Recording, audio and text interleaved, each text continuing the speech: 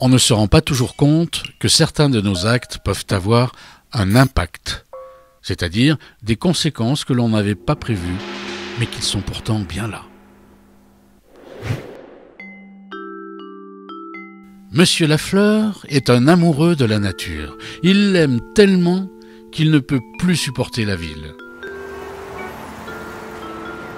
Il décide donc, un beau jour, de tout abandonner pour aller s'installer à la campagne. Un coin de montagne, un coin de plaine, un coin de forêt. Il trouve enfin l'endroit de ses rêves. Une petite colline près d'un bois, au-dessus d'un village, loin de toute agitation. Bien sûr, comme c'est isolé, il n'y a ni route, ni eau, ni électricité. Pas grave, il fera faire une petite route juste pour lui et ses amis. Et pour l'électricité, quelques poteaux.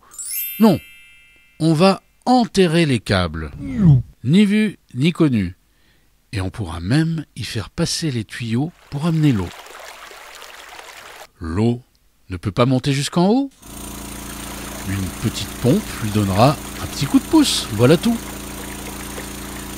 Le terrain est un peu en pente. Pas grave, aujourd'hui, il est très facile de faire du plat là où il n'y en a pas. Et voilà, le rêve de Monsieur Lafleur est réalisé. Il peut enfin vivre heureux avec son ami la nature dans sa maison au-dessus du village. Seulement voilà, si son ami la nature pouvait parler, elle lui causerait sans doute du pays.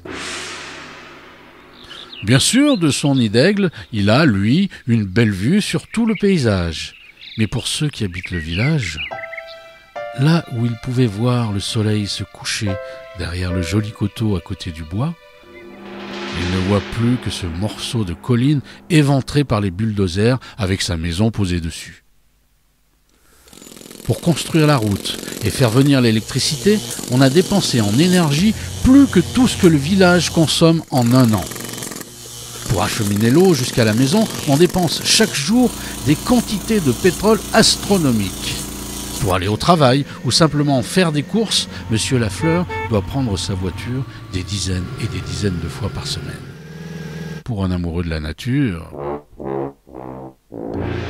Monsieur Lafleur n'avait tout simplement pas mesuré l'impact de son rêve sur les autres et sur la nature, son ami.